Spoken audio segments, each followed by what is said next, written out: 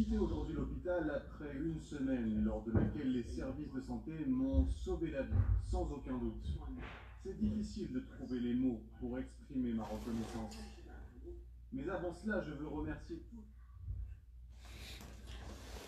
Oui, bonjour chers amis.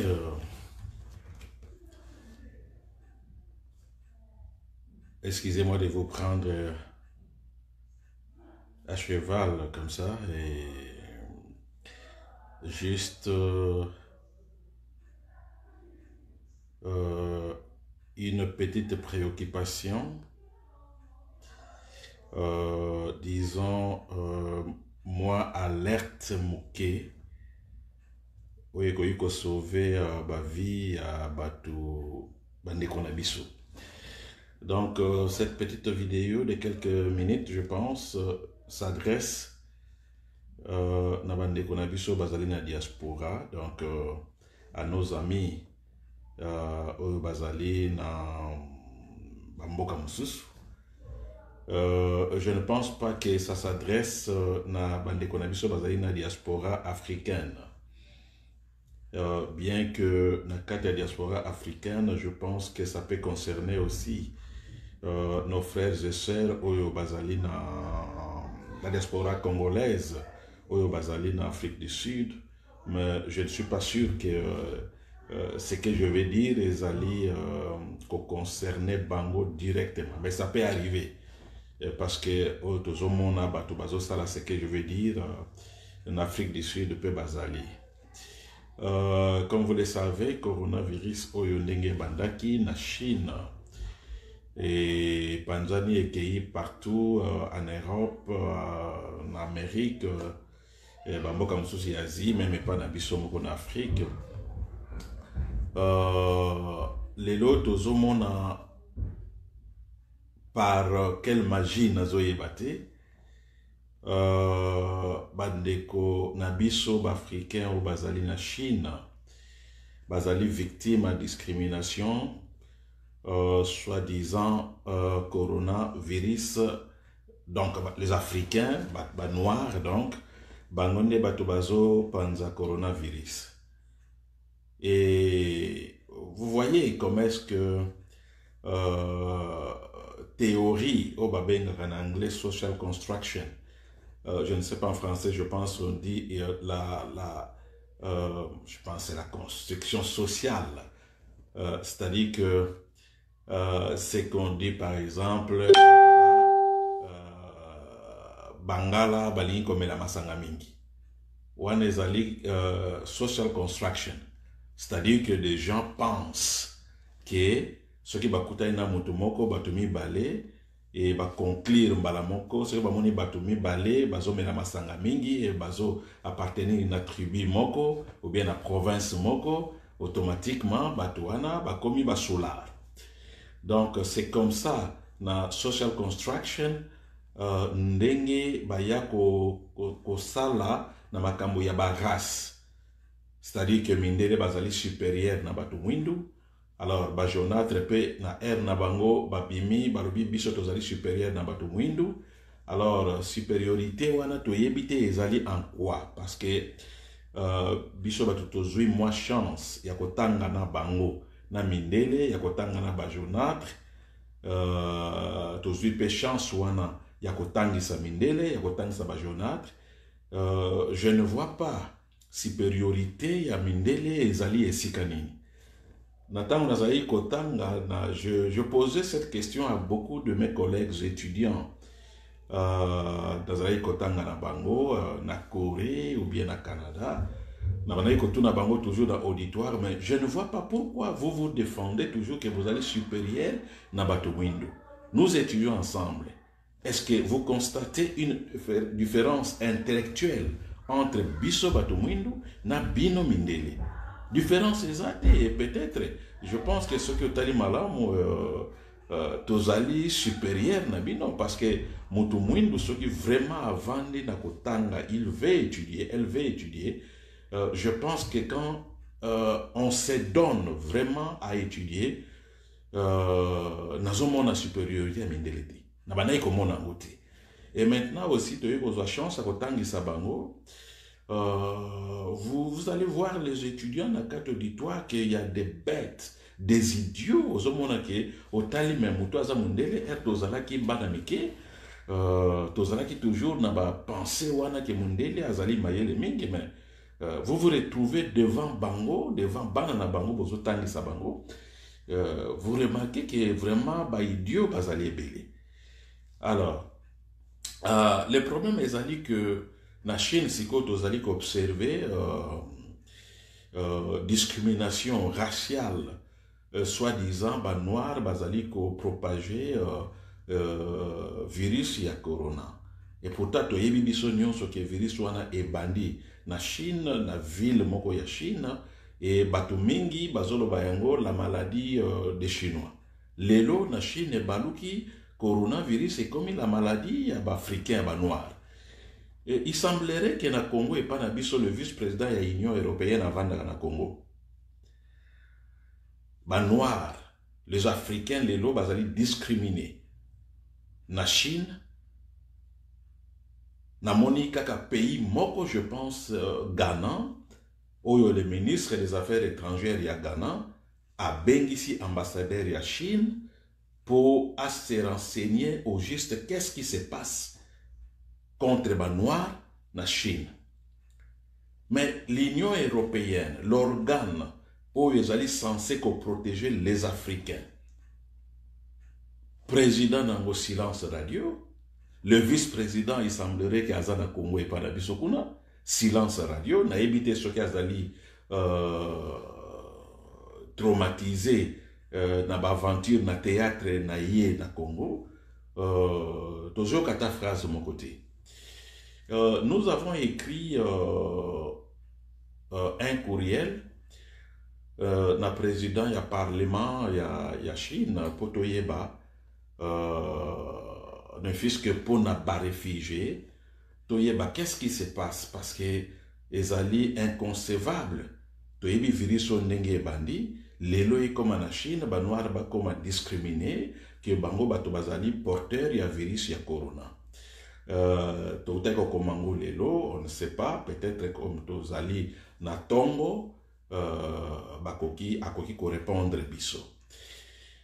Mais alerte o na ye nango ezali na bande ko na biso bazali na diaspora même en Asie, même en Europe, partout en Amérique, koke bisabino que ce que nous constatons maintenant na ba hôpitaux ezali inconcevable. Naouti kozwa tout de suite là un message d'un ami qui est un Américain d'origine libérienne. Ami wana azali d'abord sportif, ami wana en bonne santé, atikala kozwa souci de santé te, lobby na tongo na area New York. Cet ami a eu moins problème, il y a l'ino. Mot de dents. Et bandaki il y a de cela 2 jours, à Monique non, pas si ils ont continué toujours, à na hôpital, à kende comme un dentiste, pour na aider na mot de dents. A komi na hôpital, a kutani na akei na réception ya cabinet ya dentiste, ezali hôpital a munene, na kati kuna ba service eza ibili. Era komi kuna apesi identité na ye, ba yebisi avanda, à un moment donné, ba sengi a se déplacer place à vandaki, ba keko chaye na chambre mususu yemoko, et par la suite,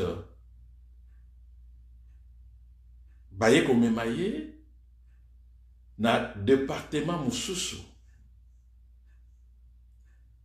oye leki kuna na département mususu moto moko ayebi ya 2 heures après ndeko o bayaki na ye na libanda abandai kozela ye na réception ya hôpital baye ko annoncer ye que ton frère a koufi na coronavirus. na uti kozwa message wana kaka sikoyo ndeko wana azali ko comprendre te abengi ngai ayebi ngai abengi ngai pour me dire que non monsieur Mbi excusez-moi na yebi yo tokutana na New York na cadre ya misala ya ONU. Voilà ce qui se passe maintenant. Ndeko azolela aza mutu ya Liberia mais ndeko na ye akoma mutu ya mboka wana. Voilà, a eu problème ya lino ayoki lino pasi 2 jours et lobi na tongo nango akei na hôpital amona dentiste atikala kozala na fièvre te aza na rhume te aza na symptôme moko ya coronavirus te akei na hôpital pona lino akende komona dentiste soki aza na fièvre bamonaka dentiste te so ozali na malaise na libumu ou bien ozokosola bamonaka dentiste te bamonaka dentiste soki ozali na maux de dents ndeko akemona dentiste au lieu dentiste atala problème na ye alino bamemi ye na service mosusu moto azozela ye libanda pour que asilisa na dentiste bazonga na ndako baye koinforme ye ke ndeko na yo bamemi ye na service mosusu kuna akende na service wana 2 heures après bazo informe ye ke ndeko na yo akufi na coronavirus et ndeko wana contacte ngai pour que nameka ko intervenir si ya moyen basala autopsie ya ndeko na ye. Mais ezali très difficile parce que batcheye déjà na ba conteneur na bango na ebisi ya meka mpe ko déclarer corps ya ndeko na ye ayebisi ngai procédure eza moi passé na circonstance oyo et toyebi ke na New York bibembe nyonso bato bazokufa bazozwa bango mbala moko bazokecha bango na ba fosse commune bato bakoma na New York bayebi parc ya monene bato bakenda kozwa mopepe kuna et komi siko cimetière ba fosse commune bazobwaka bato kuna. Alors yango nalobi nasala moi petite vidéo oyo kosenga na bandeko na biso o bazali na diaspora na yebi ke ezali très difficile so ozali na ba malaise oyo ezali peut-être lié na coronavirus na hôpital esika bozokende il faut que ça l'attention. On ne comprend plus rien. Na États-Unis, par exemple na ville ya Chicago, 70% na français na biso balobaka 70% ya ba mort na coronavirus bazali ba noir. Na New York, idem. 80% ya bato bazokufa na coronavirus bazali ba noir. Argument tozozwa na gouverneur ya New York, même Trump, balobi non, ba noir bazokufa mingi parce que bazali ba pauvre. Bazali ba pauvre et pauvreté na bango et pesa moi maladie belé par exemple le diabète, par exemple bato bazali na tension, hypertension, bango nde bato bazali plus exposé na coronavirus.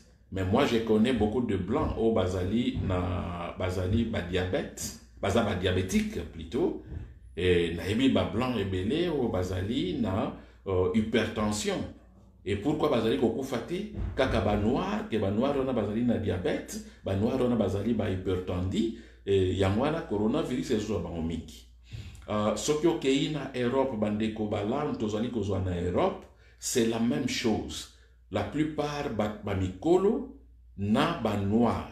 Soki bakei na ba hôpitaux mingi bazo bimate. Je ne dis pas que bango nyonso bazo bimate, ba guéri bazali, mais mingi bazo bimate, ba vieillard, en plus ba noir.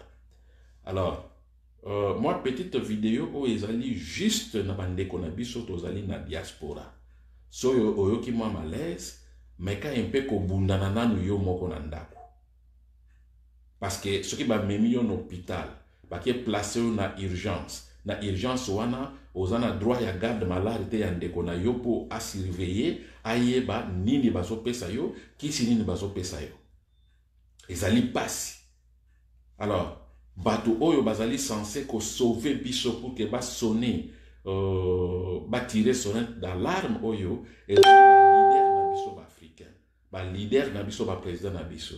Hélas, président na biso bazali poltron, leader na biso bazali poltron face à l'occidentaux, bakoyi koloba yango te. Nani siko ko sauver biso? Je pense que ezali kaka biso moko. Donc tozomona ke tendance ezokende na ko changer. Et les victimes mingi, ce sont de noirs. Na bamboka oyo nazali na uti kotanga. Et comme vous le savez, bango moko déjà babandi ko se positionner que virus oyo koma virus moko et banda ko réapparaître. Même si ba vaccin est bimi, et banda toujours ko réapparaître peut-être par année. Donc ezali processus ou ezali déjà planifié que virus oyo, parce qu'on ne peut pas exterminer tout le monde à la fois. Donc, il faut planifier yango par année. Pour échelonner yango. Année boye autant, année boye autant. Nous avons des vidéos. Oh, batobazolo bake, monde ezali surpeuplé. Il faut au moins qu'on diminue 1,5 milliard d'habitants. Alors, na 1,5 milliard d'habitants, wana bazali ko diminuer. Banani batobakozala na kati wana. Vous comprenez, banane baoza na kati na planning na bango. Donc, yango na robi na sala moi petite vidéo oyo pour que na informer bandeko, bo sala très attention. Très attention parce que bandeko, ba noir au bazali na États-Unis, boyoki déjà qu'est-ce qui se passe. C'est inconcevable. Ba noir oyo bazali ko représenter bazali mingité. Par exemple na New York, na Chicago, mais ba noir bato bazali ko kufa ebele. Ndeko oyo nazali ko lobauti ko kufa. Azali pauvreté. Ndeko oyo asalaka na système des Nations Unies. Azali pauvreté. To sala na ye na ba commission ebele, to sala bloc na ye pour na ba question mosusu qui concerne l'Afrique. Et aller voir comme ça, et à tout moment, sur une zanaye, na bandai ko yebise toujours que mes enfants, balingara batu o bazali na corpulence lokola yo, donc o batu balingala ba paquet. C'est un sportif. Azana problème de maladie. Voilà, hélas, accueilli dans l'hôpital pour la première, il y a Lino. Il pouvait garder qu'on va nanda comme azeli 2 jours Lino et ça la passe. Alors bien qu'il y ait un hôpital, il y a un hôpital, na voiture te bakei makolo parce que hôpital na place avant na Manhattan, hôpital les ali pemeni. Bakei makolo parce que batu babela minu bayebi, lino linga ko tambola te, ce que moni mutazobela lino atamboli makolo yemoko, c'est que ça grave te. Arrivé à l'hôpital, au lieu dentiste à traiter, ba memia na service mususu. A comme na service wana, ba cotiser quelque part. Moutubayaki na ye azose la libanda, 2 heures après, on informe Moutoye na ye que non, ndeko na yo akufi na coronavirus, ozana droit ko joye bembete, mbala moko bakene okundango. C'est bizarre. Alors, ndeko wana ko lutter contre maire ya New York te, ndeko wana ko lutter contre le gouvernement Mobimba te. Donc, ezali juste alarme au toye nango na moi vidéo amuke pour to kebisabino. Bande ko bovan na diaspora, faites attention. Donc, soyez dans le baki Afrique du Sud parce que toyebi aussi Afrique du Sud, ba plan na bango area apartheid, il y avait des projets d'exterminer les noirs comme boyebi makambo ya virus, il y a VIH, il y a SIDA. Donc, en Afrique du Sud, l'objectif il y a maladie wana ezalaki ba exterminer ba noir. Bien que Mandela est raillé, bon, il a voulu utiliser de la politique pour garder ba secret wana, poursuivre batu ba auteur, il y a ba crime wana te, il y a génocide wana te. Mais tout le monde siko avec ce coronavirus o ezalaki maladie outi na Chine, o toyebi très bien qu'il y a en Italie, qu'il y a en France, qu'il y a en Espagne, et qu'il y a aux États-Unis, la plupart en Occident, et comment non vaccin il faut pas mettre en Afrique. J'ai suivi le premier ministre du Canada où azali ko sa peuple naie que en tout cas, mesure oyo, il y a lutter contre le coronavirus et qu'il faut continuer jusque peut-être une année. Parce que, alors bien qu'on libère mbokate pour que nous soyons libres à circuler tant que vaccin monani nante. Mais on a vu le docteur Mouyembe à lobby, à un camarade naye na Canada, et bazali ko luka moyen ya kosala vaccin, bameka yango na Afrique, des camarades naye na Canada, na Chine, et puis aux États-Unis. Mais bango moko ba canadien, le premier ministre qui dit bazali na no prêt pour un vaccin té, alors a ko libérer mbokate, mesure ko soit peut-être une année. Mais les camarades de Mouyembe au Canada, camarades na yeto ebité batanga na ye, na ebité na escroquerie na bango ko pesa bato ba vaccin mabe, ye na camarade na ye, baza déjà na vaccin, bazali ko tester déjà vaccin. Et pourtant au Canada, il n'y a pas même un vaccin test exalité. Voilà, donc to yaki juste pour to kebisabino, bozala toujours makasi, bomeka na ka aux yeux déjà symptômes wana oyo bazali koloba ya coronavirus meka kolite na ndaku bomelaka mai ya moto souvent il faut cesser mai ya pio bomelaka mai ya moto bomelaka ti bomelaka jus ya citron na biloko mosusu bandeko bazoloba. Et nous pensons que c'est le Dieu mutako exterminer ba noir na planète oyo nzambe era créer bato na planète oyo ayeba ki pourquoi créer ki bato atie ba msusu ba noir ba msusu ba blanc ba msusu ba jaunâtre. Et le blanc n'est pas blanc. So tali mingi na tuna ka ba étudiant na ngai ozo expliquer bango en ce qui concerne social construction comment est-ce que mobali a comment dominer moi si comment est-ce que bamindele va comment dominer race mususu comment est-ce que voilà donc ezali makambo ezala qui penser kala comment faut-il que dominer groupe social mokoboy donc bozala vraiment na ekenge makasi franchement. Parce que quand on fait des petites vidéos comme ça, on prend le risque. On prend des risques. Parce que position mais en tout cas, on se sacrifie.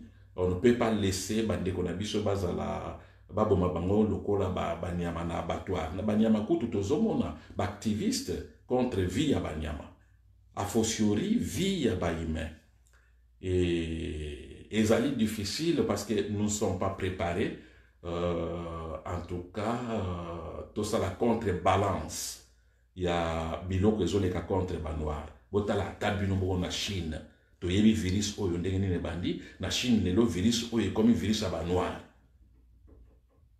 Et ça va passer comme ça, bah chinois, boyebi bato oyo ba bengaka ba confucianiste, bango déjà so ekoti na mituna bango et sili etikali ndengwana. Vous allez remarquer que nazi loko les bandits na Chine et kokene na mboka nyonso ya Asie, so ba moni noir et okoma non virus oyo eza ya ba noir.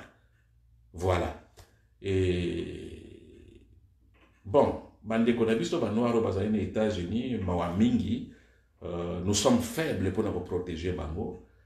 Tozomona te association ya ba noir, ba médecins noirs, ba meka un peu ko lutter contre yango pour que ba sala ba hôpitaux moko de fortune pour que hôpitaux wana et meka ko aider ba noir wana ceux qui bazali na problème ba kene na hôpitaux wana ke ba kene na ba abattoir oyo bazotiela bango inconcevable. Soki okei na ville lokola New York, soki okei na ville lokola Chicago, na balabala eza kaka bon babengaka ba sans domicile eza kaka ba noir te ba latino-américain bazali tout le monde bazali na ba balabala tout le monde ka bango lelo est comme que virus oyo ezozo ka ba pauvre et les pauvres au virus ezozwa ezali kaka ba pauvre noir.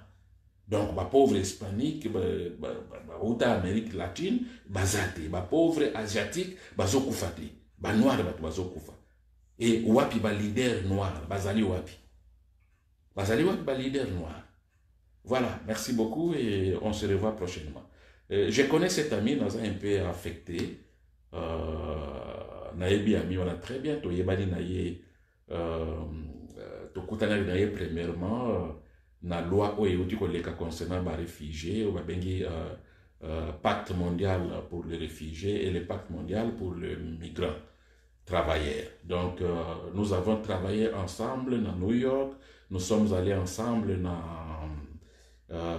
Amman, na Jordanie, Tokenda na Genève, ensemble, on a constitué un bloc pour que te faire entendre voix, il y a réfugiés, loi wana et les cas, piège qui est belé dans loi wana, mais avec cet ami, na groupe ami mususu, tomeka qui ko déjouer piège wana pour que loi wana et comme que réfugiés nyonso bakoyi ko kangayo bazongisi na mboka na yo, parce que la Convention de Genève, ils ont dit que retour, il y a réfugiés reconnus. Ils ont dit demandeurs d'asile. Il y a réfugiés reconnus, retour, il y a volontaire. D'ailleurs, ils ont dit parmi les 3 solutions durables au Balabakana loi. Mais la loi, il y a pacte mondial pour les réfugiés, pays mingi, le code des États-Unis, il faut glisser une phrase, un mot dans le bas, que retour des réfugiés n'a pas mboka na bango. Mais la loi sur la Convention de Genève, ils ont dit retour volontaire. Alors les Américains, balongola qui mot volontaire, retour des réfugiés. Moi, j'ai été le premier à Koloba Yango na tribune des Nations Unies. Yakoloba, Yako épinglé le Kwana. Pourquoi le mot volontaire est disparaître na phrase Oyo? J'ai démontré noir sur blanc que ce qui est le mot volontaire, c'est-à-dire vous permettez dans un pays où il y a un réfugié, bakote la yenandaku, na butu moko un matin, bache na camion, na aéroport, bazongsi na mboka daye. Alors, nous avons discuté, et d'ailleurs, Souzine, au Azala qui représentante, il y a États-Unis dans la commission, m'a trouvé juste après exposé le Kwana bazongi sa mot volontaire. Elle m'a dit non Yombi, Makamolobi c'est vrai, mais nous pensons que nous devons aider les réfugiés bazonga na bamboka na bango, parce que les mots volontaires sont qu'ils allaient toujours maintenir batubele balina kozonga te na bamboka na bango. Moi je dis non, parce que kozonga wana il faut être volontaire, parce que soit ils allaient volontaire bozotinda bato na abattoir. Imaginez-vous par exemple biso ndenge tozali boye bachayo balongola mot volontaire bachayo na avion bazongisa yo bakwesa yo na limité 10e rang. Est-ce que lobi na tongo nzoto ayombi ekomona te? Donc il faut mot wana volontaire et zonga. Nous avons lutté pendant 1 mois tobandi na New York, discussion kaka pona mot wana volontaire, toke nango na Amman na Jordanie kuna discussion mot wana volontaire, mais et comment na Genève ils ont cédé parce que to mobilisa qui presque tout le monde pour que lutter mot wana volontaire na loi na pacte mondial pour les réfugiés et zonga.